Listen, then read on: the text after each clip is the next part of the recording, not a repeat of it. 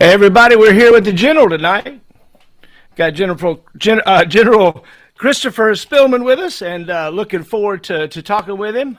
And we're going to have him on here in a few minutes.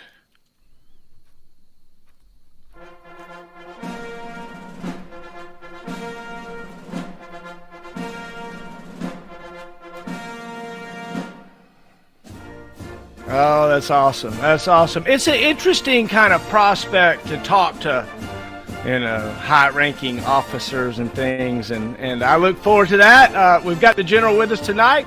We're going to bring him on in just a few minutes, and we're going to talk a little bit about his life and try to make some memories and create them for those that are going to come behind us. Here you have on the screen our valued supporters of Marshall in the Middle, Heroes I Know. You can support at formerforce.com. We appreciate our basic donors. We appreciate our senior donors. If you'd like to be a senior donor, make a continuing contribution to Marshall in the Middle, Heroes I Know by clicking on that PayPal link on formerforce.com and give monthly, and you definitely can become a senior donor. Master rated donors, $500.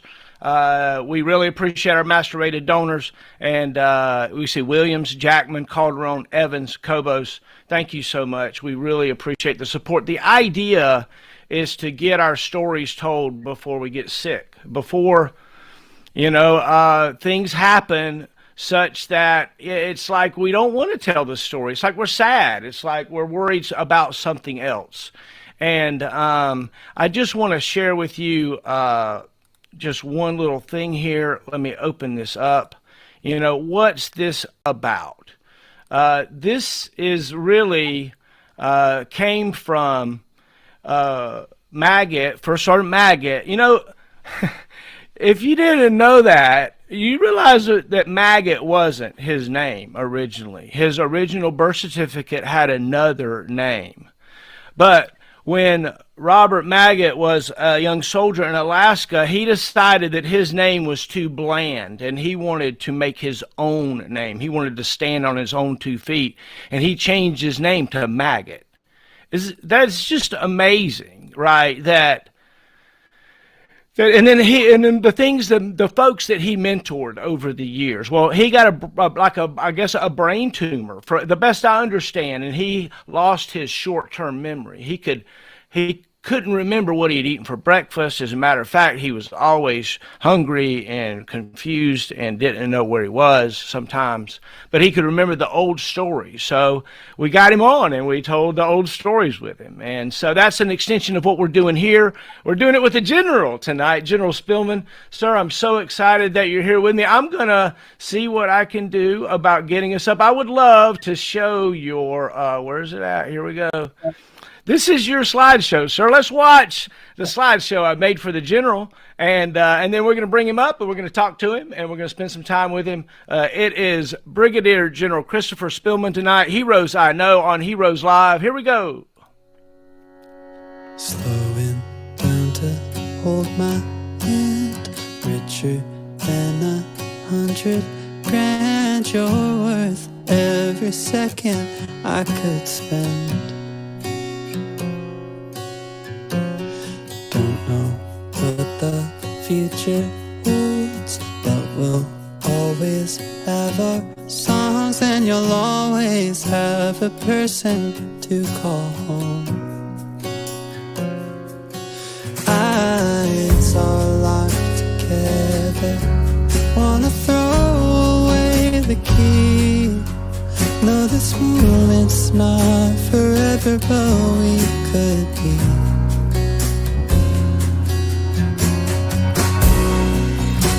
I think you're the one. I think you're the one. I think you're the one. I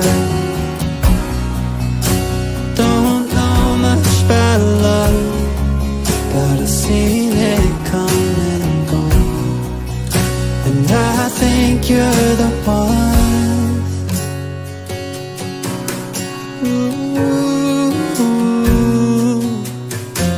Slowly wanna open wide, heart is crossed and fingers tide, you got me riding higher than my hopes. Picture us in 20 years, kissing you behind the ears, going down in the history we both wrote. Eyes still locked together, we're not looking for the key. They say nothing lasts forever, but we can see.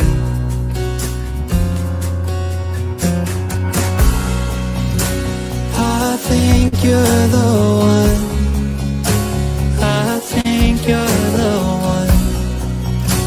I think you're the one. I don't know much about love, but I've seen it come and go.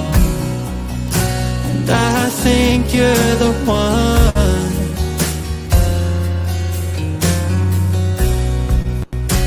I think you're the one. Ooh, you're the one.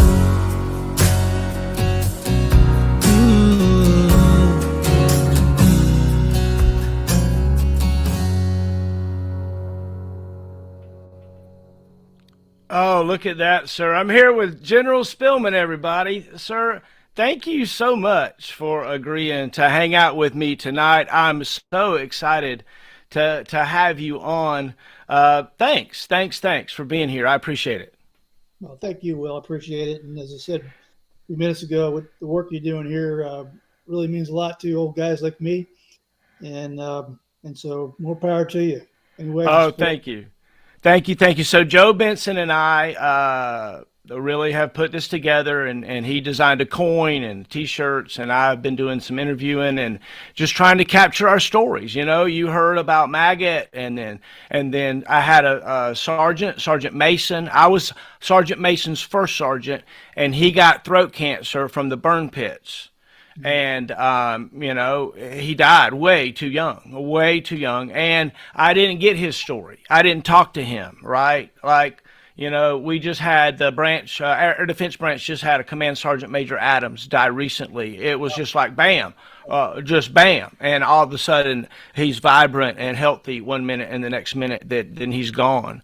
That's, sir, why I'm trying to get these stories. So that, sir, is thank you so much for being here and supporting Joe Benson and I with formerforce.com. We really appreciate it. And so the goal tonight is to talk to the general and get his story.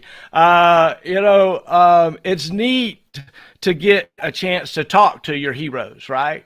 Many times your heroes stand far away, and much of the reason they're your heroes is because you don't know their dirt. You haven't had to smell their poop or whatever in many cases. So, sir, thank you so much for agreeing to hang out with me, sir. You're a hero that has always been at arm's reach. I could have reached out and grabbed you anytime and asked you for help or anything. There's no doubt about that. But tonight, especially, sir, thank you so much for being here with me and agreeing to talk a little bit about your life and your legacy. And it's really cool to have you here with us. Thank you. What year and were you born? I was born in December 1959. San Antonio, Texas, at Fort Sam Houston. My father was in the Air Force at the time, and so I was born on Fort Sam Houston. And interestingly, the hospital I was born at is now the United States Army Southern Command Headquarters. So I like to tell everybody I was probably born in the conference room of the United States Southern Command Headquarters.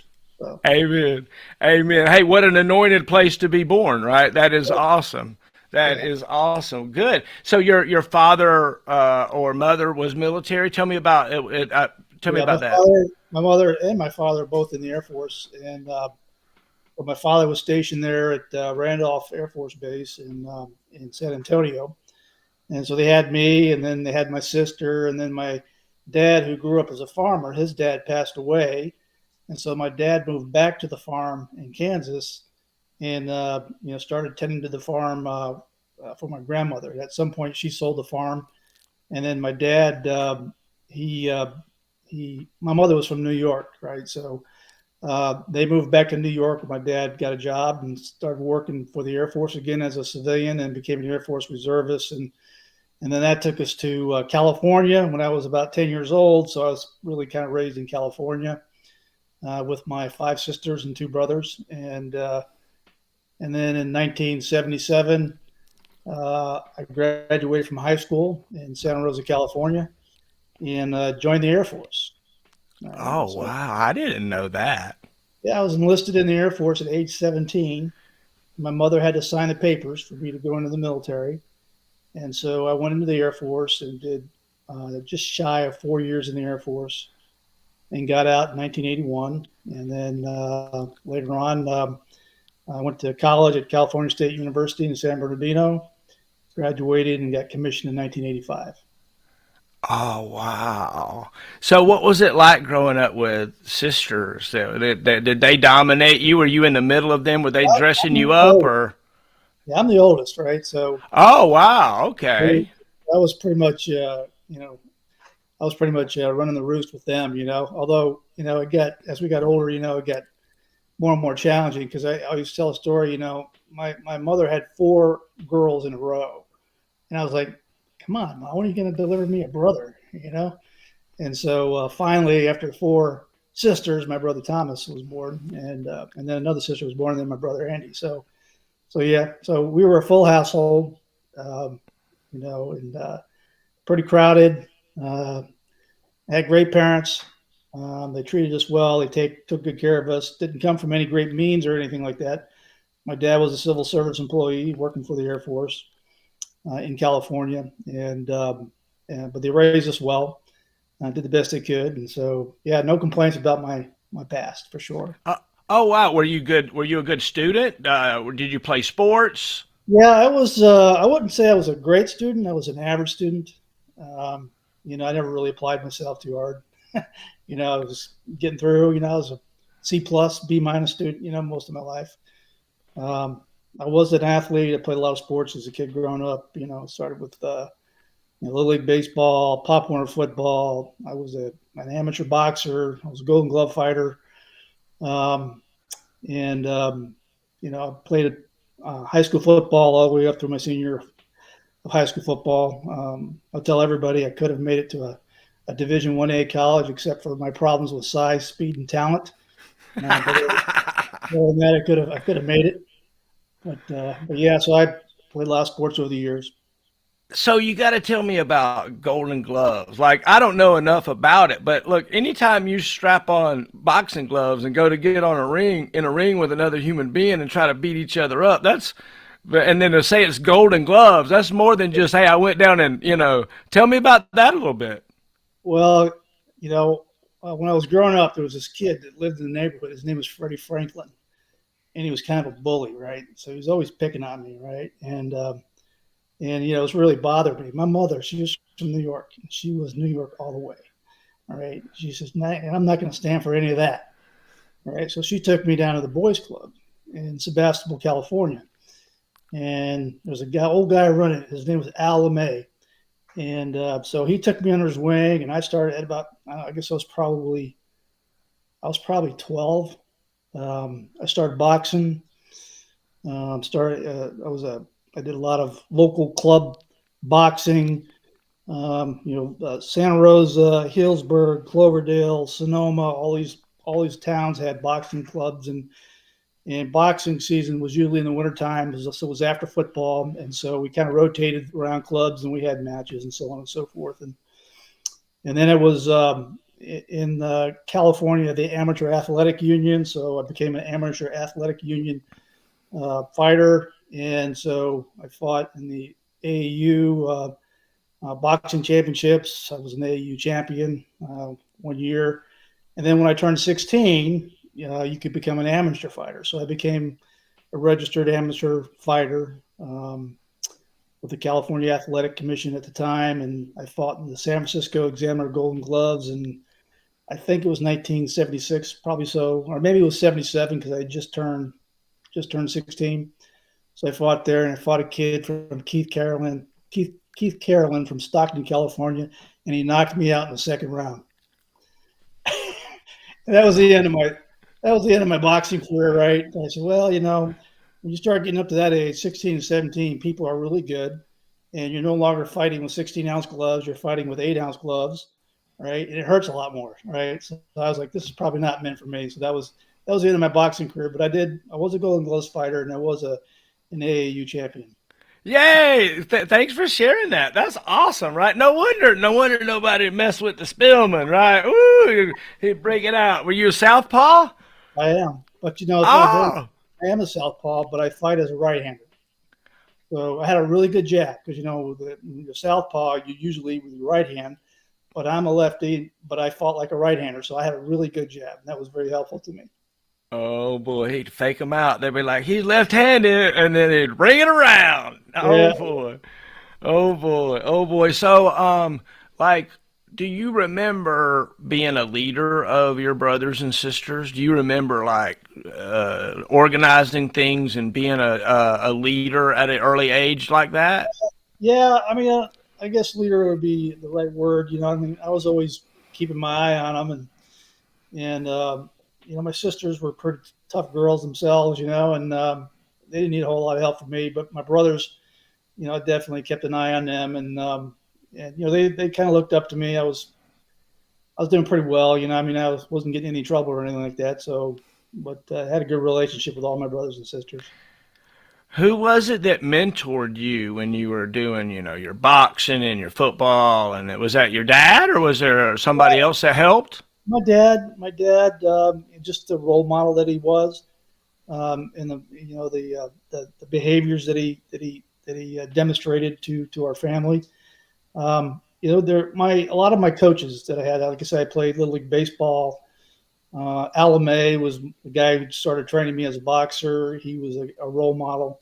He was from Boston. He had a Boston accent. He liked the Boston Bruins, and this is in California, right? But he was a good old guy. And then later on, I had other high school coaches that I played ball for. My football coach, Bill Gianquinto, was a good role model. And there was a guy named Mr. Underhill who who was who was the track coach, and I ran track 1 year with him, and because I could run hurdles for some reason, and he was a good role model, a good mentor, and he went out of his way to take care of the young men that were on his team. That he was setting them straight. Didn't have to do too much work with me, but there were plenty of others that he had to take care of and keep an eye on. Did you notice that that things came easy for you, or that you struggled for things? How did you see because like it looks to me like you did everything, a little something of everything. Even like you said, I did 1 year of this, I did a little bit of that, I did a little bit of this. That is so cool that you like sampled everything. Did you feel like I was pretty average, you know. I found out I was pretty average. Just about. I never stood out, athletically, academically, socially. I was just like I always just tell folks. I was like the group of knuckleheads in the school quad, that was standing there in the corner. I wasn't part of the elite group, and I wasn't one of the druggies either, right? I was in that little group of knuckleheads, 13 or 14-year-old boys, that are acting like fools, at lunchtime. That's the group I was in. I love it. I love it. I love it. I love it. So, what was it? What did your mom do when you said, "I'm going to go to the Air Force"? 17, Mom, sign these papers. I'm getting out of here. Was she like, "Yeah, get see ya"?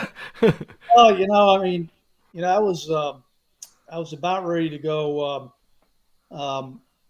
start junior college, right? Literally was about a month out, and I was looking at places to stay, and I was working as a busboy at a restaurant, and frankly, at that point, academics wasn't in the forefront of my mind. I was really sort of more interested in going and doing something just different. So, literally on a whim, I walked into a recruiting office in Santa Rosa, California, and it just happened that the Air Force office was the closest to the front door. So I went in there first, and as soon as I got in there, right, they wouldn't let me out, right, until they signed me up. So that's what happened. So I got enlisted in the Air Force. I was a security policeman, um, and so I went to basic training at Lackland Air Force Base and San Antonio, and then went to Minot, North Dakota, where I was a security policeman, and I was guarding nuclear loaded B-52 with a M16 on my shoulder with 120 rounds of ammunition, right, in all weather. And that place sucked so bad. And back then, the Air Force said, "Well, if you do this, submit this paperwork called a worldwide remote, you'll get out of here in no time." And so, literally, I signed this paper. I'll go anywhere you want me to go. I don't care if it's remote. You just send me any place, but Minot, North Dakota. And so literally 3 weeks later, I'm on orders to go to Turkey. So there I go, man. I head off to Turkey, and I'm on a nuclear detachment in Turkey. And I'm a security policeman, right? So I was there for a year, remote. So I was out in the middle of nowhere at a detachment, and I did that. And then one of the nice benefits is if you volunteer to do that, then you could pick your duty station upon return, which I tried to get back to California, but there wasn't anything they could send me to. So they sent me to Davis-Monthan Air Force Base in Tucson, Arizona, which was close enough. And so I went back there to Tucson, to Davis-Monthan, and then ended my time in the Air Force. So, look, there's a lot of things in the Army that I did well at and enjoyed. But it sounds to me like you signed up for 4 years of guard duty in the Air Force, and that is not something I enjoyed. That is a really good description of it. That was a really good. I was pretty squared away, and so, they gave me more. They put me in different jobs that wasn't necessarily carrying an M16 rifle, walking in circles around a B-52, which is I did that early, but they figured I could put two and two together, and I could write reasonably well, and so they moved me off, and I started doing standardization kind of stuff. And Oh, that's great. That's great. You start. Yeah, yeah. Did you become an NCO in the Air Force? I did. I made Sergeant E5, Staff Sergeant. Oh, And E5 in the Air Force is Staff Sergeant, so I made Staff Sergeant. yeah. That's awesome. That's awesome. So, what was it like being a leader and suddenly in charge of and responsible for those other knuckleheads and some of the crazy things they would do? Did you find that tough? Not really. Yeah, I mean, it was a natural transition. They'd already been giving me additional responsibilities, and so when I finally got promoted, it wasn't really much different than what I was doing already. I was in charge of a armed response team. So interestingly, I was at Davis-Monthan Air Force Base, Tucson. And around Tucson, Arizona, were 18 Titan II missile sites with nuclear weapons loaded on the Titan II missiles. And so you would go out for a 24-hour period, and you would literally be responsible for security on 3 missile sites. And they were about 20, 30 miles apart. So you get an alarm, and you jump up in your vehicle, and you drive 30 miles to go check out an alarm. And so I was an art team leader. So I had me and one other airman that was on a team. So. Oh, did you have any oh my moments where somebody was trying to climb the fence or animals in the wire or anything crazy? I almost shot somebody. Really? Yeah, I almost did.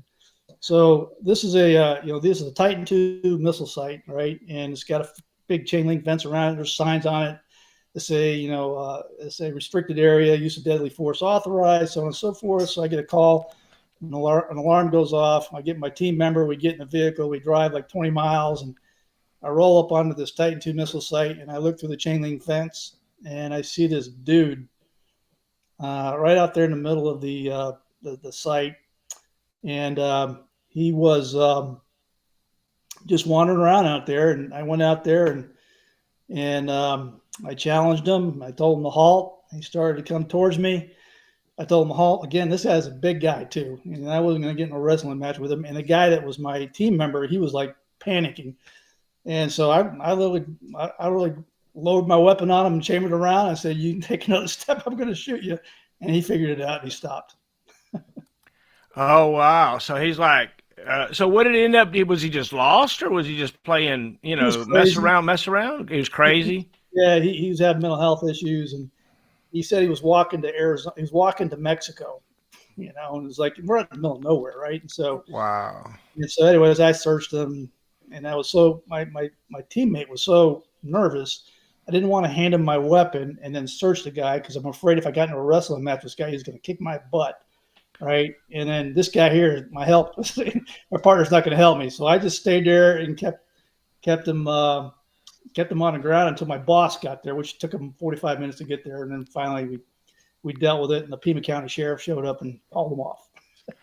Oh wow. Oh wow. Well, look, yeah, look, you'd have been well within your rights to pull the trigger at any moment, right? I mean, I'm sure there was a million signs, no entry and all that stuff. He Oh could have yeah, been. it was a restricted area. It was concertina wire. I mean, it was everything. And somehow he got over the fence line and he got in there. But Oh anyway, that's wow. the only problem I ever had when I was in the Air Force.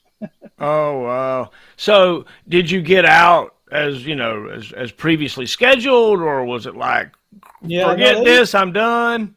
well, yeah. I mean, my ETS was coming up, and they tried hard to get me to reenlist, and I didn't want to do that. I wanted to go off to college, right? And so, I ETS from the Air Force, and I went back to Southern California and went home and went to junior college for about a year and a half, and then went to California State University, San Bernardino. Graduated in 1985. Met my wife. We got married, and next thing you know, I'm getting commissioned as a second lieutenant in Air Defense Artillery. Oh wow. In 85, 86, 85. 85. Oh wow. Oh wow. People Tell me ask me, about me. why'd you go into the Air Force? Why'd you go in the Army? And well, I tried to go in the Air Force, right? I figured I had a good record in the Air Force, and so I went to the Air Force ROTC guy, and he said, "Well, are you majoring in math or engineering or computer science or hard science of some sort?" I said, "No, I'm a social sciences major." He said, "Well, we're not going to give you a scholarship. You got to be in these hard science degree programs to get a scholarship from us." And I was like put off by it, so I literally to down the street to the to the Army ROTC department, and I remember Major Shipley was his name, and Major Shipton was his name, and he's like, "Yeah, man, come on, what's your GPA?" I had about a 3.4 GPA. Goes, "Oh heck, you're gonna get a scholarship." All right, y'all, don't worry about it, man. You're a shoo, and we just got to get you to pass a physical. So next thing you know, I'm at the MEP station getting a physical, and now I'm going to be an ROTC cadet. Yay! So that is so cool, and so that led you down the path to become Army, Yeah. and then Air Defense. Did you do good in college and ROTC and all the little stuff? Obviously, with the Air Force, you were probably really good with it all. Yeah. I did well. I mean, I was a cadet battalion commander, and I was commissioned regular Army, which back then during the time, you didn't. I mean, it was only I think maybe 50% of the cadets actually got commissioned in the regular Army back then. But yeah, I did well in ROTC. I mean, it's a little bit more mature than most of the other cadets. I was married, already had a daughter, and I was a pretty serious person, and so I did well. Got commissioned regular Army. Tell me about meeting your wife. That was in a college romance kind of thing. Yeah. She was living in my hometown, and we met through a friend, and I asked her out, and I always tell the story. I said I asked her out, and her lips said no, but her eyes said yes. So a week later, I asked her out again. Finally she said yes, and next thing you know, we're engaged and have a child, and I'm on my way. Oh, that's great. What was it about her that made you want to chase her? Well, she was darn good looking. That's thing number one. But she was just a sweet person, a Right. kind woman. Um, and we just kind of clicked. Yeah, you know how it is when you just kind of meet somebody and you're just so easy around each other. It's kind of natural, and that's kind of the way it was. Amen. Amen.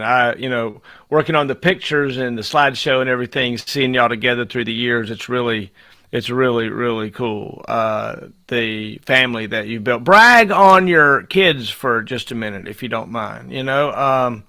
It's really cool to see to see you as a picture there where you're surrounded by your children. And tell me about that. Well, we have 4 children and we have 6 grandchildren, and so our oldest Emily, born in 1983, she's um, been very successful in life. She just graduated from law school a little while ago. She just took her bar exam here in February, and we're waiting to see how that turns out. And then Elizabeth, she was born in Germany, in Augsburg, Germany. She's a national board certified reading education specialist for North Kansas City School District, published author. Meredith, our third daughter, born in Bitburg, Germany. Um, she's college graduate, stay-at-home mom for now. Her husband's a lawyer. They're doing very well. In fact, we're just over there today for our granddaughter Rosalie's 7th birthday party. We were there today. Yay. Son Christopher, he's living up in Lincoln, Nebraska. He works for the Toyota company up there. He's a Toyota motor tech and loves what he's doing up there. And so the kids are all doing well. Grandkids are all doing well. And, we're real happy. Oh, amen. Amen. What part of the world are you living in right now? I live in Kansas City, Missouri. Oh, wow. We bought a house here about 21 years ago when I was assigned to Fort Leavenworth. And we've just kept this house since that time. Uh, our children, we kind of made a family decision that we were going to buy a house and sort of stabilize the kids while they were getting ready to go into high school so they wouldn't change high schools. And so, aside from our 2 oldest children, they all started and finished high school at the same high school. They all went to college here. And so it worked out well. And then, I was assigned to Korea as a battalion commander. I went there unaccompanied. I went to the War College unaccompanied. And so we kind of did this sort of thing where Joanne, that's my wife, she would stay here. I'd go off to go do an assignment and come back. And then finally, once the last one went out, left the house, then she started coming with me. So when I went into brigade command, she was with me, and we PCS together, for the remainder of my career. Oh, that's great. That's so great to have a partner that you can work things like that out with, and that's wonderful. Thanks for sharing, Well, what was it like coming in the air defense branch? Were you excited to be an air defender, or was it one of those like, crap, that was my 7th choice? It was I think it was my first choice, actually, as I think about it, because, back then when you're an ROTC, you had to pick 3 combat arms branches, and you had to pick 1 combat support and 1 combat service support branch. So you had like five chances. And so I think air defense was my first choice. Field artillery was my second choice. I think armor was my third choice. And I don't even recall what the other 2 were, but yeah, I was commissioned air defense artillery. I was in the Air Force. I figured, air defense, Air Force, airplanes, kind of have some kind of relationship. Hey, yeah, that's great, right? That's great. That's the depth of my thinking, my analysis. You did a massive military decision making process. Figured it all out, exactly what you wanted to do. Yeah. Put my finger in the air. That sounds like a good one. I'll do that one. Air defense. There we go. Did you come in doing what was your first platoon leader job? Were you SHORAD, Patriot, Hawk? No, I was a SHORAD officer all for the first 22 years of my Army career. I tell you, the first time I ever set foot in the Patriot Engagement Control Station, I was a brigade commander. Oh, wow! That was the first time. Yeah. Wow. So I got commissioned. I went to the basic course in the fall of 1985, and then went to airborne school, and then showed up in Germany, and I was assigned to a field artillery battalion. I went to the 1st of the 18th Field Artillery Battalion, which was part of the 17th Field Artillery Brigade, and was located in Augsburg, Germany. And so this was back in the heyday of the Cold War. when each of the corps had corps artilleries. And in the corps artillery commands, they had brigades. And in the brigades, they had battalions. And the battalion I was in, 1st of the 18th, was a 155 self-propelled, nuclear-capable howitzer battalion. And Oh, so wow. there I was, Augsburg, Germany, 2nd Lieutenant Spillman with Joanne and Emily, who was about 2 years old at the time, and another one on the way. So we show up in Augsburg, Germany, assigned to a field artillery battalion. And in the field artillery battalions that were nuclear capable, they had Stinger sections. And so, and in each Stinger section, they had one lieutenant, right, assigned to the battalion. So I was there as a Stinger section leader, right? I was really the battery XO for the headquarters battery, but my real job was to be the Stinger section leader. And so it was me and 3 teams. Oh, wow. Now that is wild. It's interesting. In the old days, air defense was everywhere, pushed out to the front lines. And then we watched it consolidate, and now watched it. It's pushing way back out in a totally different way. It is so Yeah. amazing. Yeah. So what was it like? So what was it like to be out there, a Stinger platoon leader with, Yeah. three crazy Stinger teams, right? Those Stinger team guys, right? They're a different breed. It's a different world, right? They're all good young men. They were good dudes. And my NCO IC was a guy named Staff Sergeant Gilbert Heisch from Lawton, Oklahoma. And he was a hard-nosed NCO. And he was a damn good leader. And it was a real good section sergeant to have for a young lieutenant. And we became Stinger. We were a qualified Stinger team, both he and I. And That's awesome. I think about what's going on in Ukraine and all this talk about Stingers. I'm like, send me over there. I can still shoot one. That's right. That's right. I can shoot one. I can identify the aircraft, and I can shoot it down. Yeah. Yeah, it was good. It was good. And, the battalion, we went to the field all the time. We were in the field the whole time I was assigned to that unit. I was in the field. And I was either in the field in the local training area or I was at Grafenwehr doing gunnery. And so it was a really good assignment for a young lieutenant in a field artillery battalion. So it wasn't air defense. I was a forward observer. I was calling artillery. I was a trained forward observer in 1st of the 18th Field Artillery. I'd go out there in November. I'd go up on a hill there, and they trained me how to call for fire. And that's to bring it around, And Oh, wow. It was a great experience.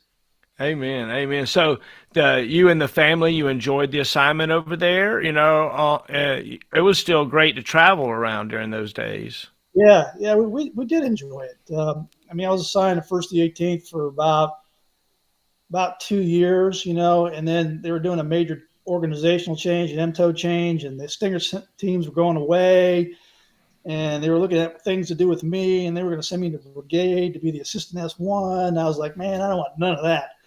So I started calling around the battalions in Germany, seeing if they wanted a lieutenant that they knew nothing about, to come to their unit, right? So I finally found this one battalion I could get a hold of, and the battalion commander, and it was 65688 at Spangdahlem Air Base, Germany. And I got a hold of the battalion commander and said, yeah, come on out here, I have to do an interview. So I drive, across Germany to go to Spangdahlem. And so he interviews me. He said, yeah, we'd love to have you. So next thing you know, I'm on orders going to Spangdahlem. So all right. Who was that battalion commander? Do you remember his name? I should remember his name. Boy, it'll come to me. He was replaced by Chip Fackner and another guy named Ferguson. But yeah, so I went over to that battalion and I was a Vulcan platoon leader, Toad Vulcan platoon leader. I saw that I'd posted something on the internet about a Vulcan, and you were like, bore sighted in the number 4 position, and I was like, strike, there you go. He knows what he's talking about. He knows what he's talking about. 1,200 meter range. Oh, yeah. Oh, my gosh. 1,200 meter range if you did indirect fire, because they had a quadrant sight, right? You can do indirect fire, 4,500 meter range. Oh, yeah. You're all over it, sir. You are all over it. Yeah. We're talking with the general here, General Spillman, everybody. He's telling us about now he suddenly became a Vulcan platoon leader. Was it the SP Vulcan? No, it was Toad. Toad Gamma, Vulcan. yeah, gamma goats. I tell the story about the guy in my unit that went AWOL, and my squad leader happened to be on staff duty when he went AWOL. He stole a gamma goat out of the motor pool and drove it south on 95. He ran out of gas in South Carolina, and a highway patrol helped to get some more diesel. But when he ran out of gas in Georgia, the highway patrol guy was an ex-army guy, and he saw through his bullshit. Yeah, Yeah. And so that here I am, me and a buddy with our earmuffs on, driving this freaking Gamma Goat back up I-95, yeah, bringing it back home. Yeah, that Gamma Goat would do like 35 miles an hour down a steep hill. That was about it, you know. yeah, yeah. 3-cylinder diesel engines, transverse mounted. Oh, it was amazing piece of equipment that it did all the things it would do. You couldn't stop it. If it was working, if it was operational, it would go just about anywhere. Yeah, Yeah, yeah, yeah, yeah. yeah. Yeah. So tell me about your time, as a Vulcaneer. I loved it. Yeah, I had a great time, and we used to go up to Todendorf to do live fire up there, and that was always a lot of fun. The whole battalion would go up there, we just have a great time, and he was competitive, so we were always training real hard to get Top Gun and all this kind of stuff, and get the trophy and all that. And we won it, but it was a hard slog getting there. And we had this NCO. He was a squad leader. His name was Staff Sergeant Hood. And Staff Sergeant Hood, he was a Vietnam veteran, and he had emotional issues. He couldn't handle stress. And I remember one time we were training, we had the stopwatch going. We're doing like an emplacement drill or something like that. And you have to run and get the 1.5 kW generator out there, and you got to do this, that, and the other. And he was missing steps. He was screwing stuff up. And in the middle of the true drill, he stops and screams at the top of his lungs and holds his helmet down and gets pissed off and throws his freaking helmet, right? And, all right, timeout.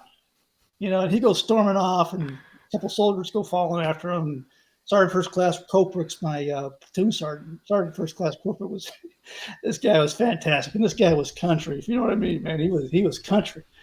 And I said, Sergeant Coprick, what the F is going on with Staff Sergeant? I don't know, sir. It just bees that way. I mean, it just bees that way. I'm like, so that was it. From that point forward, it just bees that way. And yeah, it was a great experience, and it was a good battalion to be in.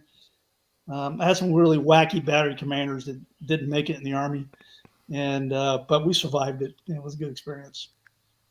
Isn't so? It's interesting that you bring that up. Like it's I've seen a lot of people come into the Army that were okay as lieutenants, but the minute they went into command, something happened a few times. So I don't want to dwell on that. But yeah, I know what you mean. Sometimes it's like, whoa, where did that guy come from? You were something different before you got into command. I had 2 battery commanders when I was there. Not on one of them ever showed up to PT. That tells you one thing. Yeah. Oh wow. Yeah, it's tough to have a functional unit when the leader doesn't show up for PT. Yeah, it was rough. Oh wow. Of course, the warrants will never show up. That's given though. Yeah, I was told they got issued a profile as soon as they got promoted to warrant officer. That's right. Oh my gosh. No, that's oh not my true. gosh. I know, not true at all. Not true at all. They're going to be seriously upset that I said that, but that's what I heard. That's all I can tell you. Oh yeah. Oh my gosh. So that's one of the things that's such an interesting thing in our branch, right? I think, our warrants keep us going, right? If we're going to talk, if we're going to just talk just for a second about the air defense branch, especially the Patriot stuff, we have the most technically crazy stuff of anything I know of anyway. Maybe there's something else out there I don't know about, but let me tell you something. I know when I was in the 82nd Airborne Division, we have the most tactically, all the stuff, equipment, and anybody else. We're trying to get SHTU link up across, come on, people. Come on, and, It's just amazing to think about the technology and at the forefront of everything where we were at and what we were doing.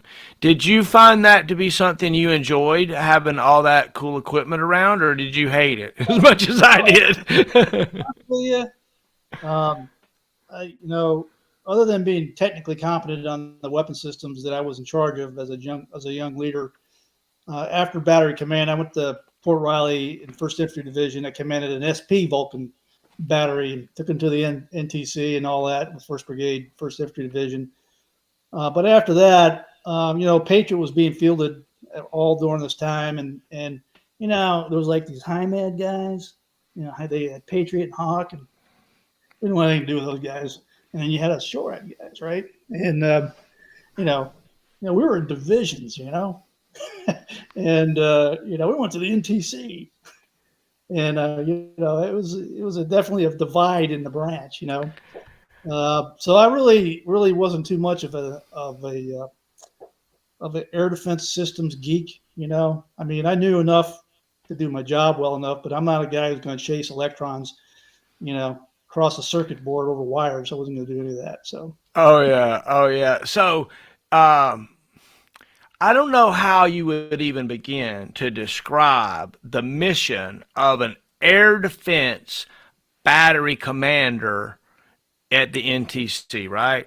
yeah, All of your platoons are with their task forces and they're getting command and control from them. They're reporting to you and the task force, and then you're maintaining a footprint with your brigade talk and moving with them in a totally different set of things. Take me to that. Take me to the thought of that battery commander that's taking his unit to yeah, NTC for the first time. yeah. Well, yeah. So I was habitually associated with First Brigade, First Infantry Division. Um, so I was well integrated with the brigade, back at home station.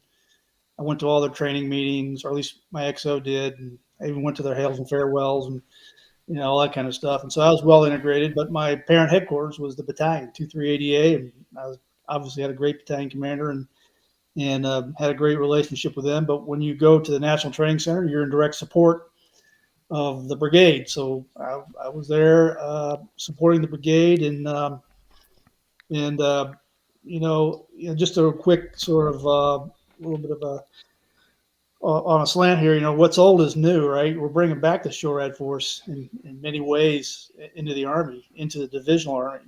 We've got new capabilities that are coming back, or they're being fielded to the Army, and so yeah, the divisional 88 battalions are starting to come back. But back then, going to the field, training with the brigade, and it was commonplace. It was really, I mean, that was as you lived and breathed that stuff every day. And so going to the NTC, I mean, I was fully integrated with the brigade. They knew who I was. I talked to the brigade commander and Brigade 3, and they write their plan. I'd write the air defense plan. I'd create a task organization, and we'd be doing a breaching obstacles, and I'd be bringing. I didn't have Avengers. We didn't have Avengers. I had man-pad stingers, so I had man-pad stingers that I was moving across the breach and securing the far side and getting the main effort across and putting Vulcans on the far side with the main effort and continuing the fight. And so that was just, I mean, that was the way you trained. And so I think the Army today is going to start seeing itself kind of going back into that sort of mentality.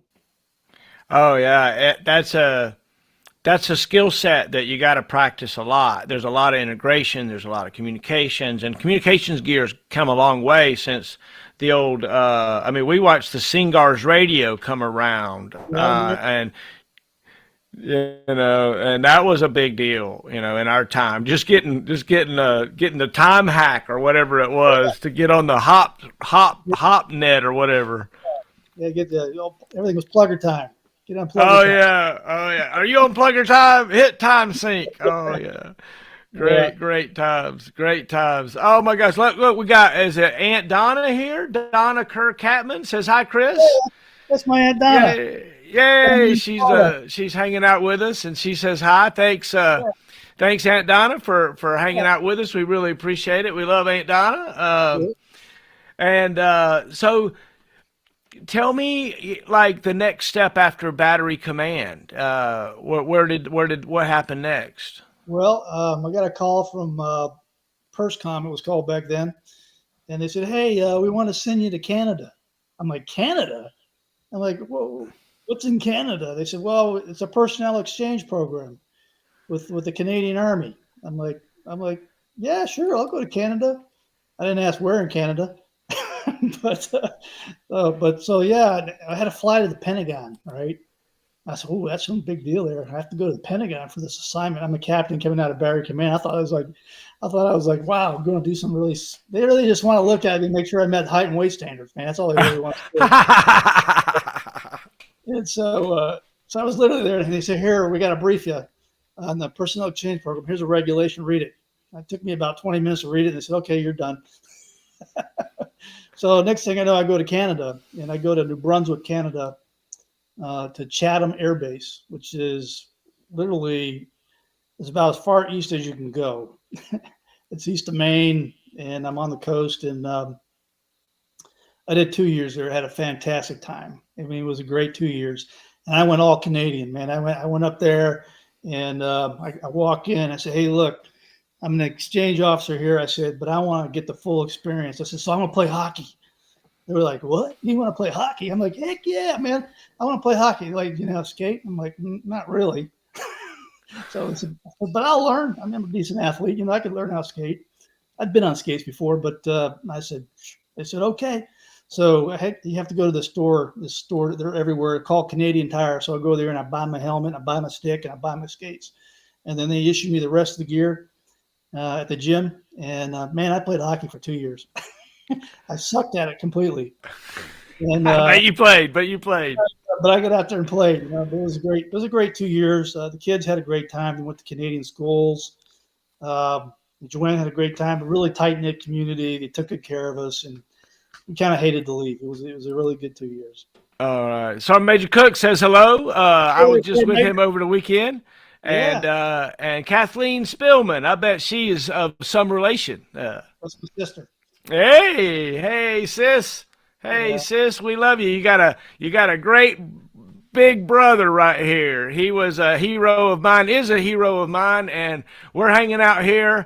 If you'd like to sponsor a hero, formerforce.com, go on there and check it out, and send a small donation and sponsor a hero. We'd be glad to talk to you. The idea is to get these stories told before we're too sick or we just pass away and die. We don't ever get the stories told, right? Very few times do people give us an opportunity to tell about our lives, right? And so that's kind of what we're doing. We hope you're enjoying this, sir. I really appreciate you being here with me. It's really an honor to talk to you and so many others. I've interviewed my mom. I've interviewed my dad. I've interviewed my Sunday school teacher. And I'm on tonight with Brigadier General Christopher Spillman, sir. You are an amazing leader, and thank you for being here with me. Tell me about, realizing and looking around and understanding that there was a time where you had to be the adult. Do you remember a time like that in your life where you were like, "Oh crap, I got to be the adult here"? Yeah. So fast forward, I'm now the battalion executive officer for 4th ADA when it was a divisional ADA battalion in Kitzingen, Germany, and Kosovo was going on, right? And so we were up there in Todendorf doing Bradley gunnery up there, and all of a sudden the division calls and says, "Hey, you need to send some people to Macedonia to take control of Camp Able Sentry, and you need to form the staff, and you need to take the mission because you're going to relieve 1-4 Cav." And so, John Hamilton was the battalion commander and said, "All right, Chris, you're going," because they want a major in charge. And so I deployed to Camp Able Sentry, Macedonia. And my job was really was just to sort of kind of mind the store, and make sure the power stayed on and things were, kept running. But, literally a week after I got there, we get the alert to start deploying forces to Camp Able Century to go into Kosovo, which came completely out of the blue. And so here it is, a lowly major, 1st Infantry Division. And next thing I know, I got this whole world, this is like a fire hose of people starting to show up. And I'm the part of the division staff shows up, and next thing you know, they're in Kosovo, but I'm still the guy that's kind of in charge of Camp Able Century. There was a National Guard colonel that was in charge, and he was doing all the political stuff with the embassy, but I was the guy running the camp. I was kind of like the mayor. And man, I was like, there was a lot of burden placed on me. And, at some point, your whole give a, what, sort of evaporates. You say, I'm just going to do what I think is right, and they can fire me if they like it. Amen, so, right? I started hooking and jabbing, and, I was throwing people out of my office. Colonels, Air Force colonel comes down with his little ascot on in his flight suit. And he says, I'm representing the USAFE commander, and I'm here to find a piece of terrain for the Air Force element. I look at him. I said, look, sir, I'm a major assigned to 1st Infantry Division. I don't know anything about the Air Force element coming down here to Camp Able Century, right? If you want to put an element in here, you better go through 1st Infantry Division, and they're in Würzburg, Germany. So I threw him out of my office, basically, and he wasn't happy about that. But it's like, I'm not giving you any training. You got to be out of your mind. Take a hike. And but that was just one example. There was like tons of things like going on. I was like, all right. And John Hamilton was the battalion commander. And I'm talking to him. He's back in Germany. I'm like, you're probably going to get some feedback about me. He says, don't worry about it, man. He says, you're doing just great. So. Oh wow. Yeah, that was all kinds of cases like that where I had to just jump in there, and I was like, okay, well, you guys going to fire me? Nobody else seems to want to be in charge, so okay. I was through Camp Able Century in '99. I was with the 82nd when we got deployed into Albania and then through there. That was crazy days. Task Force Hawk, and that was part of that, right? I was at Camp Able Century in 1999.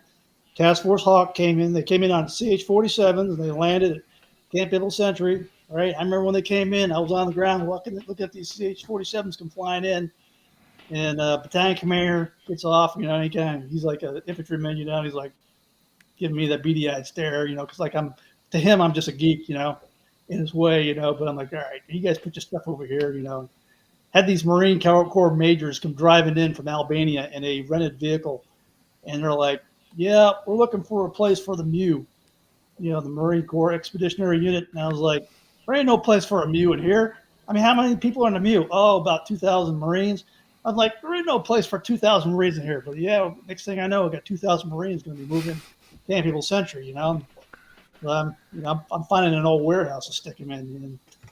Oh wow, yeah, austere conditions, that's for sure. But I used to tell that story to officers, junior officers. I said, at some point in your Army career, you're going to face a crucible. Either you're going to get run over by the events, right, or you're going to deal with the events, and you're going to make something positive happen. Right. And so because you're going to get faced with it at some point in your Army career. You got to choose to either get run over, or you're going to go directly into the fire. Oh, amen. So, tell me the next step of that. So you're a major over in Albania, and then what? Well, then I came back. I finally redeployed, and then the Army PCS'd me to Fort Leavenworth, Kansas, and I was assigned to mission. It was then called the Battle Command Training Program. It went around the world and did warfighter exercises for divisions and corps. And so I did that for a couple of years, and it was a great assignment. It's a great assignment to learn your trade as a field grade officer, because you're doing simulations and warfighter exercises and after action reviews. And so you just have a lot of professional knowledge that you develop over that period of time. So it was very good for me. Isn't it interesting how our generation grew up with simulations? We never had that before, right? We could play these war games, and and stress our headquarters and radio communications and different things, right? That's what you're talking about. Tell more about that to the people that might be watching. Yeah, well, I mean, large Army formations, so Army divisions commanded by 2 stars, and Army corps commanded by 3-star generals. You can't take the whole division, you can't take the whole corps out to the field just to train the staff. And so sometimes you train the staff in other ways, and one of the ways that the Army does it is through simulation. So it's everything is a simulation that populates all your command and control systems with data. So you go through the entire military decision-making process. You do rehearsals, and then we turn the simulation on. And there's a no kidding world-class breathing op 4 that's doing the simulation too. And you fight force on force in simulation. And then after a period of time, you determine what went right, what went wrong. You do an after-action review, and the leaders learn and develop, and they become more knowledgeable as professionals. And so that's basically what that is. We used to call it a toot, training exercise without troops. You let the computer do the battle, and then the lieutenants and XOs and battle captains react to what's happening. You put your new inputs into the computer simulation, and the simulation spits it out. And the longer we did it, the more real time it was almost. And you find yourself running Casevac and stressing all kinds of different things, and it's a really, really neat system. So it was cool that obviously you had that job. So how did that help you as you became a battalion commander? Well, I mean, it was all divisions, right? Army divisions, Army corps. It's combined arms, right? Combined arms Army kind of stuff. And and then I got selected for battalion command and was assigned to 2nd Infantry Division in Korea. And so, I mean, I spoke the language of the division, right? I roll in as a Divisional 88 Battalion Commander, assigned to the division. I mean, I was perfectly comfortable operating as a shorehead commander in that division. Us being assigned to BCTP at the time, I went to the Infantry Advanced Course as well, which is helpful.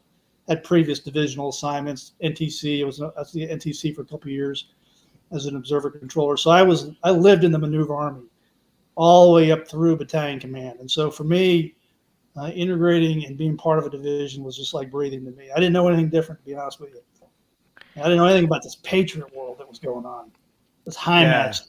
I mean, I was a little nervous about that kind of stuff. I was like, man, I don't know anything about that kind of stuff.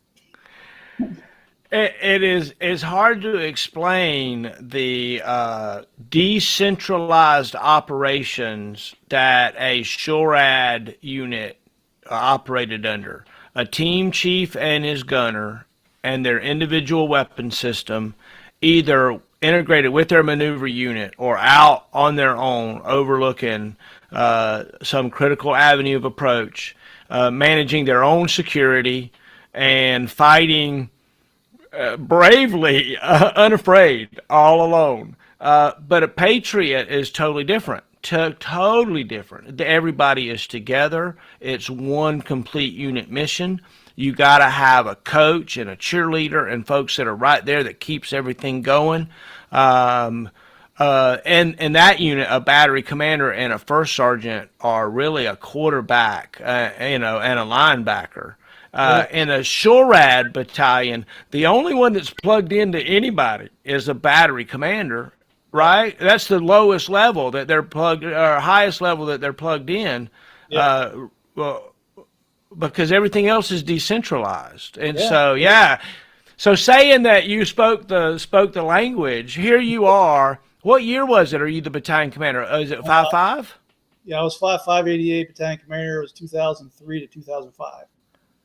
Oh wow! So that's the. I mean, we had the Gulf War, Iraq, Afghanistan, everything going on. Yeah. We were getting rid of we had gotten rid of the Vulcan, and we were full on Avengers back then, right? Well, I was Bradley. I had Bradley Stinger fighting vehicles. I had two batteries of that, and I had a 36 Avenger battery assigned to my Delta battery. That's huge. Yeah, so I had a really large battalion. Um, it was a great 2 years in Second Infantry Division in Korea. I mean, I was unaccompanied, so that was rough for 2 years. But Who was your CSM? Carl Johnson, Wow. the man, the myth, the legend. So please, if you have his information, I would love to talk to him. He drove, like, I was there in 90 or 90. I was there 90, 96, and 2006. And I think in 96 maybe he was the battalion CSM, or he was Yeah. like the battalion CSM for like Well, yeah, forever. I was his third battalion commander in Korea. Yeah. And he's married to a Korean, and so he'd been over there for forever. I Right. think he went to the Sergeant Major Academy or something and came back and was there for another 4 years or something, or 6 years or something. I don't know, but I was his last one. I did his retirement ceremony. But yeah, he was a character. Hey, super dude, super dude. I enjoyed working for him, that's for sure. Yeah, he told you he knew all the lore, about how to survive in Korea out in the field with Slicky Boy and how to do Ajima. Make sure you got to take care of your Ajima because she keeps Slicky Boy at bay. You know, all that stuff, right? So Okay, so look, I don't even know how to describe it, but Command Sergeant Major Carl Johnson, when I met him, he had longer hair than anybody else. He had a mustache that was out of regs, right? Just barely out of regs, but it was out of regs, no doubt about it, right? So you can't say nothing to him, but he ain't messing with you too much either, right? He would show up, and he had his cigarettes, smoked in and his office. oh yeah, and it was kind of like a whirlwind when the sergeant major would show up, but he never really messed with anybody too much. But No, man, if you yeah. go ahead, no, you know him better than anybody. You was his right hand man. We had sort of a love-hate relationship, because I'm kind of straight-laced, and he's not quite that way, right? And but we got along fine. We did. We really did, And I'd go in his office and sit down. He'd be smoking a cigarette, and he'd be waxing poetically about this, and I'd be telling him about that. And, we got along. I mean, I was happy to do his retirement ceremony. It was a great retirement ceremony for him. I felt privileged to do that retirement ceremony for him. And he was really, he was crusty, he was crusty, and he wouldn't make it in today's army, right? No. But he was good. He was good, and I felt bad. I mean the division, they were like, your sergeant major's a bit kind of outside the line a little bit. If you want to get another one, just let us know. I was like, nah, sir. I said, we're okay. We're okay. Who you with? Who you with? Who you with? Yeah. Dragon Slayers. He loved that kind of stuff, and he was a dear leader, right? It's I always tell you a quick story. So we have this I guess it was a St. Barbara's ball or what? It was it was Eighth Army ball, something like that down there in Yongsan, and so it wasn't with just 2ID, but 2ID was there. We were representing 2ID, so we show up there with like 30 soldiers. We're all bringing our little tomahawks with us. We got our little tomahawks, right? And there was a guest speaker, and the guest speaker wasn't too good, and he started tapping his tomahawk on the table. The next thing you know, every other soldier, they had a tomahawk. And I'm looking at him like, sorry, Major, please. Give me a break, man. Oh no way. Yeah, but anyways, the speaker, took note of that and he stopped talking. So Oh wow! Sergeant Major hooks the guest speaker off the stage by tapping the tomahawks. yeah. He used to drive he had a big old pickup truck, Yeah. like the biggest pickup truck you could possibly get, and he used to drive that around on post many times ago. He was driving a Mustang when he was there with me. He was driving a Mustang, and then he had a Harley. Oh yeah, I love it. Kirkendall's on. He says I remember him 2000, 2001. Yeah, Absolutely. I remember Kirkendall too. I don't know. Could Oh be. yeah, oh yeah, Kirkendall's great guy, great guy. Yeah, so we're here with the general. Everybody, we got a few folks on here. Andy Ellsworth said "hooah." There you Uh, go. There you go. Andy Ellsworth. He was my ops sergeant major. Best I ever had. oh, I love it. I love it. Well, I'm so He was a glad bit he's high here. strung. I'm sure he's listening, but he was a bit high strung. Andy was, you know. But we played a lot of tennis together, and we Oh, had our that's own cool. court. Yeah, we had our own court. Yeah, and yeah, he was a little high strung, but he was a fantastic ops sergeant major. Oh, I love it. I I wanted to love be my it. sergeant major. I wanted him to be my command sergeant major Yeah. because he Johnson was getting ready to leave, and I was like talking to Fort Bliss at the time, saying, "Hey, Ellsworth's already here, man. I'd love to have him as my command sergeant major," but the sergeant major at the time, like, nope, we're sending him some other place, and so I was mad about that. Mm. It's interesting what how many times we get an opportunity to pick our leaders, and how many times we don't. Um, did you find there was a time where you were able to assemble a team around you that you're really proud of? I never consciously went about trying to select people to work in my commands. I never did that. I always went and took command of units, and I fell in with whoever the Army sent me. I just wasn't going to get into the business of trying to stack my command with the right players and this, that, the other to make me better. I just didn't feel good about doing any of that. I figured if they reached the rank that they reached, they went to the schools that they went to, and they came to the unit that I was assigned to, they were qualified.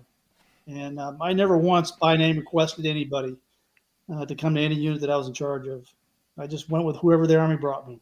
Amen. Amen. It's like opening the MRE and just getting what you get, right? Yeah, yeah. Sometimes you get too much chicken on the cane, but every now and then you get something good. What was your favorite MRE, and which one did you avoid? Well, the chicken on the cane was the worst. Um, I always liked the one that had sort of the shredded beef in there. What was that called? It had like a barbecue sauce. Remember that one? No, I don't remember that one. I remember there was like a beef rib with barbecue sauce or That's something it. for a while. Is that it? Oh yeah, yeah, yeah, yeah. That was it. Yeah, Yeah, yeah. yeah. Always enjoyed pork chow mein. I put a little hot sauce in it, put the noodles in it. And one of the other reasons I liked it so much is nobody else liked it, so it was Yeah. easy trading material. They're like, pork chow mein, who wants this? I'm like, yeah, right here, buddy. So my problem was I was too lazy to heat anything up. Oh yeah. You don't heat it up, it's not very good. Yeah, I was always able to take my time. I always had plenty of rocks or something around. Yeah. Oh man, oh man, oh man. Do you remember a time when, you found yourself, cold and shivering and unable to be comfortable? I remember several times where like I didn't bring my proper snivel gear and stuff and Yeah. I was out in the cold. Do you remember any of that? Well, yeah, we spent a lot of time out in the fields, and especially in Germany. Man, it was always raining on you. It was always terrible there. I think the most miserable. I mean, darn desert storm, right? You would think when you deploy there, you're going into the damn desert, right? And it's going to be hot and at least not freezing cold. But when we got there, First Infantry Division, we froze our butts off, and it was raining. It was cloudy. It was probably 50 degrees, but in the desert, that's cold. And a lot of soldiers didn't have the right gear for whatever reason, and then of course during Operation Desert Storm itself, I mean, I was in First Infantry Division. We were just screaming across the desert, and that was 100 hours of just kind of living out there. And I was in my M577. I was in the S3 at the time, and bouncing around with my Kevlar on or my CVC helmet on, and sucking in dust for 4 days. That was the mission. Well, so you were on a M577 TOC. And for those that don't know, that's an armored personnel carrier that's enlarged so that it can have an internal compartment and a tent out the back so that all the radios and stuff, and you can turn it into a tactical operations center. Were you the commander of the vehicle, or were you stuck inside? Well, I was Oh a yeah, kid. okay. Well, at least I was up above the turret there and to watch what was going on around me. Oh yeah, the worst was to be specialist so and so bouncing around in the back. Well, I don't know if that was the worst. Actually, it might have been the best because you didn't Yeah, have to drive, you didn't have to pay attention to nothing. You just kind of sat back there and was miserable yeah. while you drove and drove and drove. Tell me what it's like going into battle. Did you got a obviously you weren't leading a big team. You were just part of the team as the S3. But tell me about the pucker factor. Was it an exciting thing? Yeah. It was quite amazing because kind of go back a little bit. I was going to the infantry advanced course at Fort Benning, right? And I was supposed to go to Ranger School, and then from there I was supposed to go to Fort Polk because they had an air defense battalion there. And then literally 3 weeks before I was supposed to graduate, they called me up and said, "No, you're not going to Ranger School, and you're not going to Fort Polk. You're going to First Infantry Division. You're going to be assigned to 2380A, and have a nice day." So I got orders, and literally I graduated 10 days early from the infantry advanced course, and got on the road, and found myself at Fort Riley. My wife was 7 months pregnant at the time with two other little kids, and so I'm like, my first and foremost thing was to get my family settled. So I mean, we struggled to find a house to rent. And meanwhile, the division, the battalion, they're all packing stuff for rail shipment and all kinds of stuff. And I'm trying to find a house and again get my wife's prenatal care, set up and all that kind of stuff. And then that was a really, really, really hard time. And of course, the battalion was kind of ate up. Nobody even knew my wife was pregnant. So I'm out there hooking and jabbing myself, trying to figure it out. Like I said, trying to find a house. I went to this one realtor, and the realtor was a retired Army Sergeant Major. "Don't worry, your captain. We're going to find you a place." So this Sergeant Major, he goes out and he finds us a place, and it was a decent enough place that I could sign a lease for. And so I got my wife in there, and household goods delivered. All this stuff is happening in the span of like 2 weeks, right? And got the wife in the prenatal care and all that kind of stuff. Yeah, I mean, it was like that was a crazy time. My wife was like, "Look, when you deployed, you weren't there. You didn't deploy for 12 months or 9 months or whatever. You didn't know when you're coming back, right?" So I got on. She dropped me off in front of the battalion, and she drove off with our two little girls and another one, or three little girls actually, three little girls and our son on the way. And so I left with and I was worried about how, when she gets ready to have the baby, you know, how's that going to work out? So I flew my mother-in-law from California to come stay with her so that, when it was time, she took her to the hospital. She had her son. And I was in the desert. It was before we actually LD'd into Iraq. And I remember his name was Sergeant First Class Chipper Cooper. Later on became my first sergeant when I was a battery commander. And he came running across the assembly area with a crumpled up piece of paper in his hand. He said, Captain Spillman, I got a message for you. It's a Red Cross message. It says here, your son, Christopher Spillman Jr., born 17 February 1992. Mother and child healthy. That was it. Amen. And Right. then, Amen. and then 4 days later, a week later from that day, we crossed the line of departure and went into Iraq. And then did the left hook into It's Kuwait. it's almost I almost can't fathom the day before we had cell phones and instant communications. I remember when cell phones came out and I looked at them and we were just like, oh, come on, you're gonna pay $100 a month to carry a bag around with you and a phone? Come on, you ain't that important, right? Right. And then, you know, Red Cross messages. Do you remember those? Do you remember, like, as a leader, do you remember having to get, or obviously you remember getting a Red Cross message? Yeah. Tell me about that process. Was there anything like that that stands out? I mean, back in those days, you did staff duty as an officer, right? And many times I'd get a Red Cross message and I'd have to take the message and then have to call the battery commander and pass him the Red Cross message. And there were times where I actually had to go notify a soldier that his father had died, because, I had to go bang on the door, and say, hey, special so-and-so, your father was killed in a car accident. That happened. And, and you watch the shock on their face. That was a tough duty to do, Amen. But, yeah. But most of the times, the Red Cross messages you got were, mother had a child, everything's doing fine, and those were good. Amen. Amen. Do you remember NCOs that had a particular impact on your career that maybe bolstered you or picked you up or maybe yelled at you a time or two or got you in line or anything? Yeah, all my first sergeants were Chipper Cooper, and then later on Capers Williams was my first sergeant. You probably remember him, a command sergeant major. He was fantastic, and he was a really good NCO. Had a real impact on me. And then I'll tell you what, a guy who had really a big impact when I was a field grade officer anyways was a guy named Robert Fox. And he is legendary. He is legendary. I'm a battalion XO assigned to 4388 Kitzingen, Germany, and Sergeant Major Fox is the command sergeant major. And John Hamilton's the battalion commander. Man, I tell you what, that man was a serious business. Like I'd literally be walking down the battalion hallway. There'd be like a first sergeant, a platoon sergeant, a squad leader, and a soldier standing at parade rest outside his office, and they had a glum look on their face. I'd walk by and say, guys, it's all going to be good. Don't worry about it. You're going to be just fine. You're going to get some real good development from Sergeant Major Fox.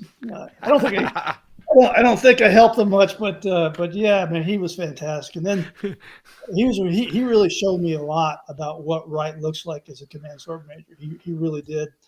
And then one was a battalion commander, Carl Johnson, who we spoke about, and then Scott Oakley, command sergeant major Scott Oakley, who just retired as a DA civilian here recently. He was fantastic as well. He was the 2nd Infantry Division wrestling champ, my command sergeant major. And, oh, wow. That's cool. Heavyweight. And boy, he was fantastic. Command sergeant major. And then while I was assigned to 5588, we had a first sergeant named Harold Lincoln. All right. And Harold Lincoln was the first sergeant of Bravo 5588. And man, that guy, he was hell on wheels, man, I tell you. I remember one time I show up down there, and I'm a new battalion commander. I'm looking at the mortar pole, and I'm like, man, this place isn't organized with a damn. I mean, we're going to run over somebody with these Bradleys here if we're not careful the way they were parked and all this kind of stuff. And Lincoln goes, don't worry, sir. We'll fix it. I mean, literally the next day he calls me up and says, sir, he has a little bit of a start. Sir, you need to come back out here and take a look at our motor pool. We got it all straight. I was like, damn, first sergeant, I didn't make free to do it overnight, but that's the kind of NCO that he was, right? And so when I was in battalion command, this is OAF 1. We're going to OAF 2 or 3. I can't remember which one. But the bottom line is the Army was running out of brigades. So they're going to take 2nd Brigade, 2nd Infantry Division, deploy it to the Middle East in support of OAF. And Bravo Battery was the battery that was habitually associated with that brigade. I tell you what, Lincoln was supposed to go to the Command Sergeant Major Academy, right? He refused to go to the Command Sergeant Major Academy because there's no way in hell that battery was going to deploy to Iraq without him. Because he had been with that battery for 2 years. His wife worked in Yongsan, and he wasn't going to deploy without that battery. So Johnson somehow made it work where they took him off of assignment to the Sergeant Major Academy. And I tell you what, I was thoroughly impressed with that selfless move. And I felt a lot better about the battery going into combat with Lincoln there. And then Lincoln, when he was in Iraq, he would get on an Iridium telephone and he would call me in Korea. He'd tell me what's going on. Sir, I'm on a checkpoint with Sergeant First Class Sutton out here. Everything's going good. How's things going with you? I'm like, I'm doing great. How's things going with you there, First Sergeant? But that's the kind of NCO he was, right? And so I always remembered that. And then so late, fast forward, then I become a brigade commander, right? And this is before they essentially selected command sergeant majors. And I was like, Lincoln's down in 3-4, right? And Rich Clem was my command sergeant at the time. He'd been there a long time. He was getting ready to leave, and I was like, I want Lincoln. So Lincoln became my brigade command sergeant major and was with me throughout brigade command, deployment, and so on. And then later on, when I was selected to be the 88 commandant, I went and got Lincoln and made him the regimental sergeant major and brought him in. But Amen. yeah, Amen. and then I'll tell you what, I would be remiss if I didn't talk about, Sergeant Major Jerry Dominguez. I'll tell you what, he was selected by my predecessor, Brigadier General Fritz, to be the command sergeant major 32nd. But I was happy when I rolled in there, and Dominguez was the command sergeant major. I mean, nobody better. Fantastic. He was a great command sergeant major, and I had him for a long time. And then I had Scott Burnley, who came in behind him, Command Sergeant Major Scott Burnley, who's now the Fire Center of Excellence Command Sergeant Major. Burnley and I kind of grew up together. We spent a lot of time together. I love that guy. I love that guy so much. He's just a friggin' just a great guy. I look forward to interviewing him soon. I haven't reached out to him yet. I know he's busy. Absolutely. He's real busy. Tell him I got to make sure I know when that's happening so I can listen in. I know, right? He and I used to go over to his house, and we would make beer on the weekends. And he'd do this little brewery thing he had in his garage, and we'd drink what we made last month, and it was fun. So I just laid out a whole string of non-commissioned officers that were my first sergeant or command sergeant major that you knew. And I say this with complete utter honesty. I wouldn't have made it to where I did in the Army had it not been for those NCOs. I mean, I truly mean that. I had a great relationship with every one of them. Every one of them. They were great non-commissioned officers, and they were great teammates. And we had really good rapport because we communicated, right? I literally would go in their office and sit down and talk about the events of the day and things that are going on, and issues with soldiers and all kinds of stuff. And really, I mean, that really, you know how it is in units. Soldiers watch to see what the relationship is between the commander and the command sergeant major, right? And if you have a command where the command sergeant major and the commander are not getting along, that's a unit that can't function. It's going to have problems. And I never had any of those problems in command. It's because I had great command sergeant majors, and we became great teammates. Amen. Do you remember a hard day? Remember a hard day? Yeah, I mean, very hard days, a lot of hard days. I mean, I remember Lincoln calling me and telling me that Staff Sergeant Juan Garcia was killed in combat in Iraq. That was a tough day hearing about that. I had a lieutenant of mine that was assigned to, he was in my Delta battery at the time, later on PCS. He was wounded severely in combat. I don't want to be a downer, but when I heard about Major General John Rossi and his death, I knew him well. I mean, that was a really tough thing to take.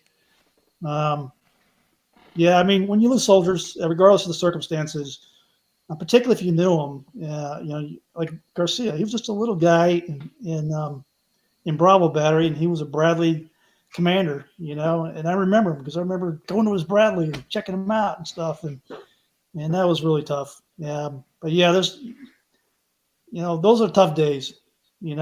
Those are really tough days when there's people soldiers you've served with, who die for whatever reason.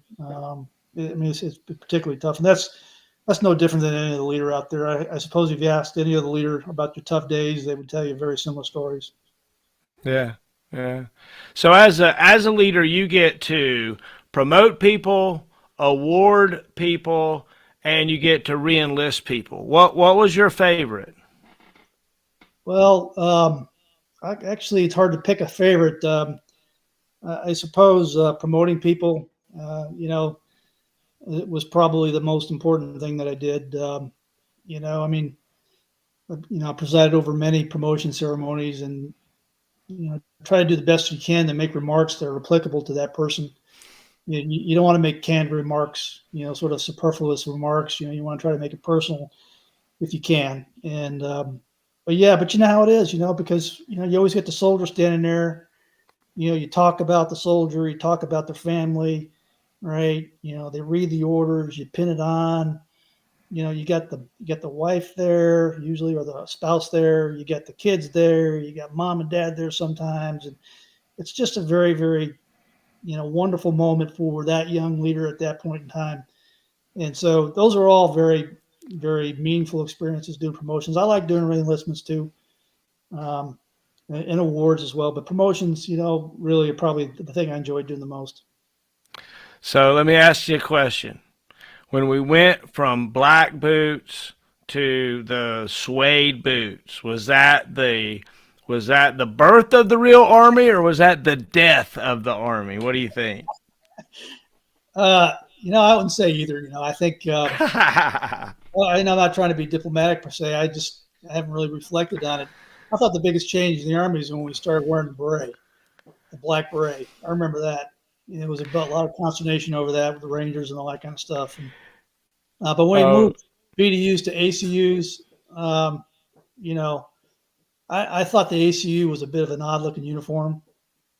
I thought but we were trying to play it in the middle between desert and Germany, and so the ACU was short lived. They finally got smart when they went to the OCPs. OCPs look more like the BDUs of the past. So yeah, I didn't really have an opinion one way or another. I was just with General Underhill this weekend, and he Yeah, so tells, he tells, he told me the story about being with General Shinseki when Underhill himself typed the message that ended up getting distributed to the yeah, army about the black beret, and yeah, I was like, did you like the idea? And he was like, I'm gonna plead the fifth on that one right now. He had a beer in his hand. yeah, Oh, it was yeah, great. It was great. Yeah. So yeah, yeah, yeah. That it's interesting to think about our uniforms, right? Guys like me and you especially, right? You even came in the Air Force way back when, so you've yeah, seen so many uniforms and changes yeah. and things. Is there? Did you see the Army change in your time? Did you notice it? I mean, I noticed it changing, but not the heart of the soldier didn't change. No, no, exactly right. I think the Army, in terms of the basic fundamentals, is largely unchanged. We have some societal things that have changed, that have impacted the Army. But day in day out, the rhythm of the Army remains the same. You know, Soldiers show up for formation for PT. They go to PT. They start their duty day. Um, everybody's on a path to somewhere, on a path to a deployment, on a path to a rotation to the National Training Center, or the path to a PCS assignment, to school, whatever. I mean, so the basic rhythm of the Army is largely unchanged. Um, I think the Army is. I think we're being buffeted by some social issues in the Army that senior leaders get kind of get stuck to have to answer really difficult questions. But day in and day out, my experience in the Army has always been that people are treated generally with respect.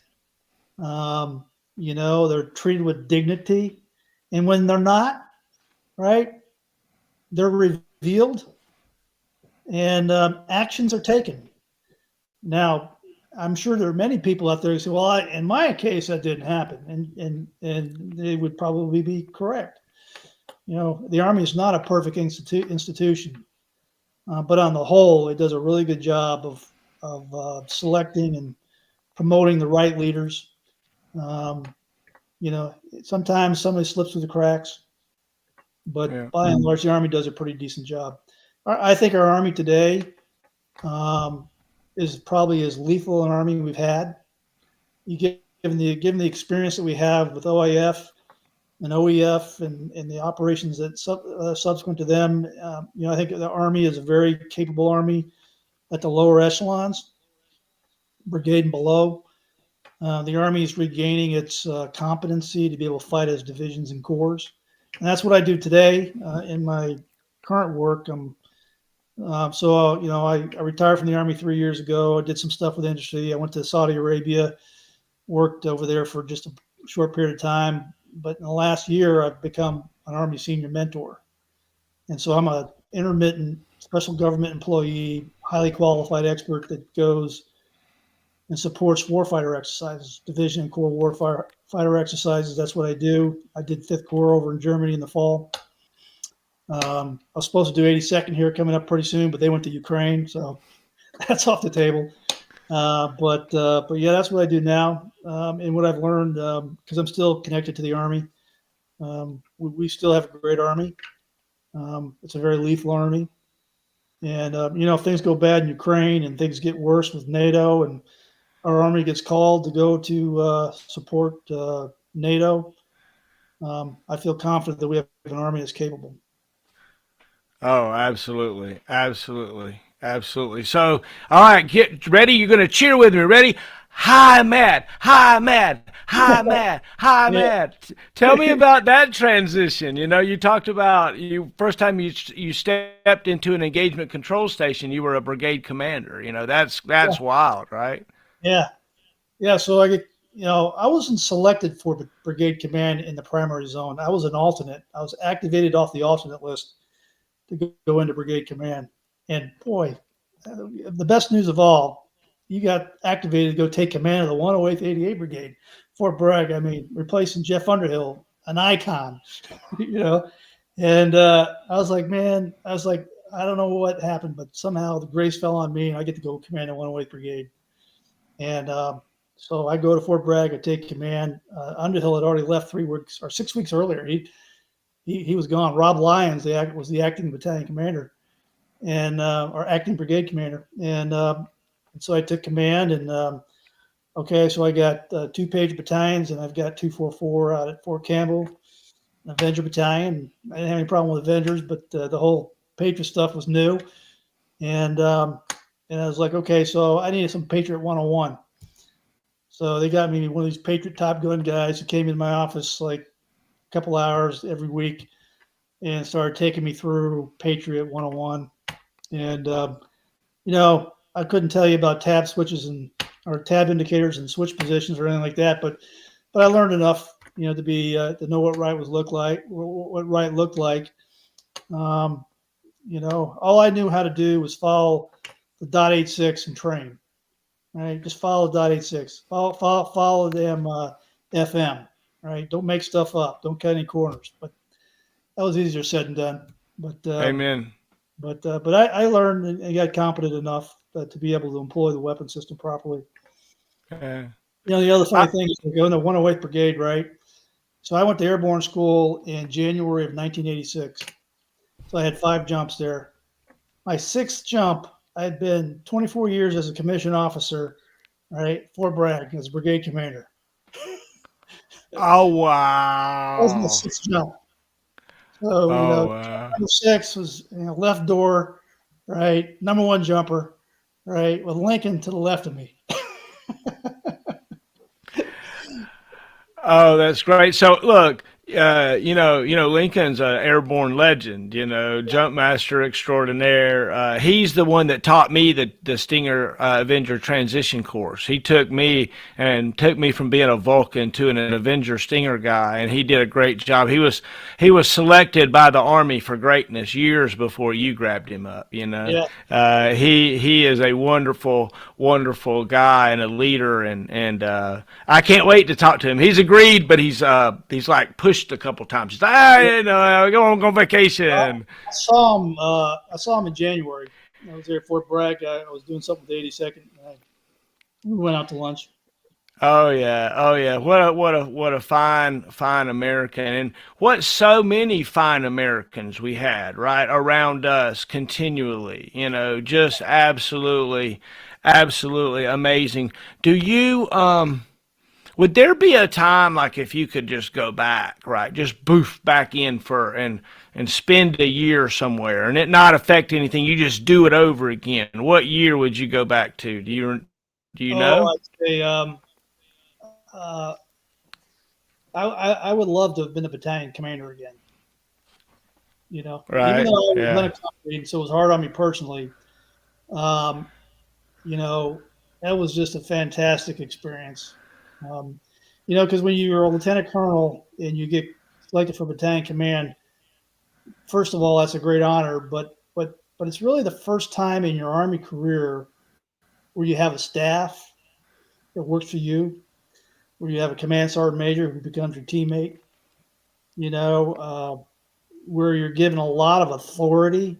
I'm talking everything from UCMJ to training plans. You're given a lot of authority, and you really have the opportunity for that 2 years in command to really put your thumbprint on the unit, and turn it into something, that you feel proud about. So, Oh and that's yeah. I would love to have been a battalion commander again. Amen. Amen. Tell me a little bit, about your spirituality. They say that there's no such thing as atheists in foxholes. Is there something that kept you going on those late night road marches or Well, cold movements? I mean, I was born and raised a Catholic. And my family's a Catholic. We're all Catholics, and the Catholic faith was part of my life in my early years, and then I kind of drifted away from Catholic Church for years, and even then, even today, I'm still not what I would call like a card carrying Catholic every day, but my faith has always been important to me. I've kind of kept it pretty quiet over the years. I'm not one that goes out there and promotes my faith. I'm not arguing about leaders who do. I mean, that's their prerogative to do so. But I just felt personally uncomfortable with doing that throughout my Army career. But yeah, I mean, the things that get you through the tough days is your family. Because I always say, I mean, at the end of the day, I'm coming home, to my wife and to my children, and I'll leave the Army at the door, when I come in the door. And I do that as well as I can. Sometimes in some jobs it's harder to do than others, but by and large, my wife, well, how was your day? But good. Well, what'd you do? Well, usual stuff. I mean, I just frankly would not really relive the day, Right. explaining to my wife, all the things that went on, the things that were bothering me, things that made me happy. In many ways, I left a lot of that, at the door when I came home. Now, from an Army social perspective, we were well integrated with battalions and brigades and every unit that I was in. We always went to all the social activities and did all these things. And because we enjoyed them, for one, we enjoyed being around people. But more importantly, I always saw it as valuable to the Army. These things, the cohesion that was in a sense of camaraderie that was often developed in those types of social functions. And so that was kind of a long-winded answer to your question, but yeah, that's sort of been my path. The pomp and the circumstance of the Army at a certain level, and you look at it, it's really cool, right? I look back on like pictures of the 82nd Airborne Division Review or some of the parades that I've been in, and I was like, I stood in that formation, right? But at the moment, it was like, oh, I hate this, I Oh hate yeah, this, right? yeah. No, you're Um, right. You're right. how like and now you're a general, right? A general, you got a cool little belt. They play this music when you show up. Everybody Give me a runs fist around. bump. Give me a fist. Yeah.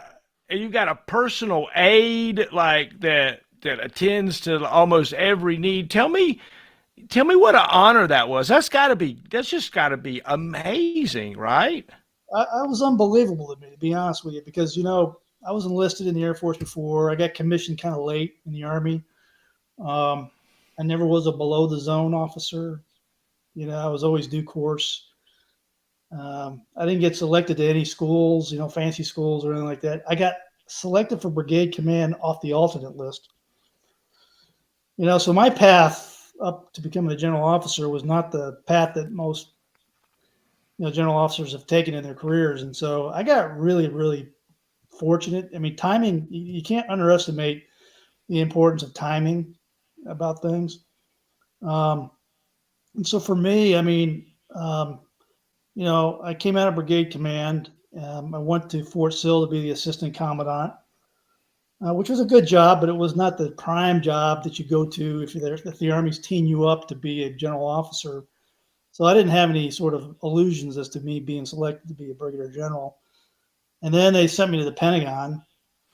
Worked in the Pentagon, and the board met, and uh, what had happened is the 2 previous years we didn't have any colonels selected for general officer, but there were a couple of other guys that I was competing with that I thought for sure would have been selected.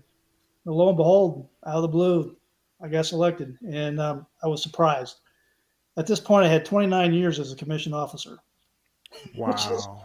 which is almost unheard of. So I was like at the very tail end of that was the last possible look that I would have had for general officer, and so I was really taken by surprise. I mean, it was all a great surprise. It was a great honor. Um, and they took me out of the Pentagon and sent me to Fort Sill to be the commandant. And got promoted a few months later. And yeah, I mean, it was just a great honor, a great privilege. I, I don't I don't take it for granted. I mean, it's a lot of responsibility. It's a different. I mean, you're still a soldier. You still do soldier stuff. I mean, you meet the standards of every other soldier. Standards become a little higher when you're a general officer. Expectations obviously are very high. Um, but yeah, I mean, it was just a great privilege. The opportunity to serve as a general officer, it's quite an amazing experience. I was happy to do. I've done it for 4 years on active duty. It was a privilege to be the commandant, the 40th commandant of the Air Defense Artillery, and then I was selected for the 32nd AAMBC, which was a dream. To become the commanding general of the 32nd. I was like, wow, what an amazing opportunity that was. I tried not to take it for granted. I tried to do the best that I could, and to try to shape leaders to the best of my ability. Um, Tried to set a course for the branch and set a course for 32nd AAMBC that I thought was needed. But yeah, I mean, it was a heck of an experience. So we're fixing to watch our old branch really transform and ramp up and gain new equipment and technologies and things. Is there anything that you're particularly interested in watching? Yeah. So, when I was the 88 commandant, actually when I was the assistant commandant, I learned about a program called Integrated Battle Command System, Integrated Air Missile Defense Battle Command System, IBCS. And I won't go into all the gory details about what IBCS is, but basically we're networking the force, networking radars, networking launchers, networking common command posts. There's lots of things that go on that have major impactful change on the air defense artillery. It'll make us a more capable branch. It will give commanders more options on how to employ their air defense capabilities. It will improve the effectiveness of air defense operations. And it'll be every bit as impactful to the Army as was Patriot when Patriot was fielded 30 plus years ago to the Army. And in fact, it'll cause such substantial change that the Patriot battalions of today, once IBCS is finally fielded, will not look anything like they do today. Eventually, all the ICCs will be gone, the CRGs, the AMGs, the BCPs, the TCS, all that equipment, eventually even the ECS will all go away. That stuff will all be gone. And really what you're left with is launchers, radars, and a command and control system, an engagement operations center. And you'll be able to plug and play and put different types of radars and sensors onto the network, different type of launchers with different type of missiles onto the network. And it'll be a major change. So I'm very excited about that. I learned a lot about it when I was the commandant. When I was working in the industry, I did a little bit of work with it. And so I remain it's one of its greatest advocates. That's awesome. When it comes out, I'm going to download the smartphone app, and I'll show you my air picture from wherever I'm at too. I'll just show my phone up. Y'all can Yeah, just add it into the battle if you want. You know. that picture was your binos, you know. There you go. There you go. Say, I grew up in the day of the manual SHORAD control system, Yes, MISCUS, right? yes, yeah. You got track 001, Yankee Mike. You know, uh, Oh, great times, great times. Yeah, yeah. Great times back then. Great times, putting up the 524 radios and the OE 254 antennas and all that crap, all that crazy stuff. Just such an amazing time. Army, 30. How many years total service added together? You 57 or 62? What? Golly. uh, 37 years, 8 months, and 4 days. Oh wow! Thank you, sir, for your service to our nation. Look, you are an amazing guy, an amazing leader. You at every level showed what right looked like. You led with calmness and understanding and love. Your soldiers and your folks that work with you loved you. You were just a dear leader at every turn, and it's been so much fun to hang out with you. If you were gonna talk to somebody about the basics of your success or what made you, is there a little secret you could share maybe? The only thing I would tell you, I mean, the Army values are important, right? You used to wear them on our dog tags, which is kind of corny, but Army values and really understanding them, right, and inculcating them into your person and exemplifying them, day to day.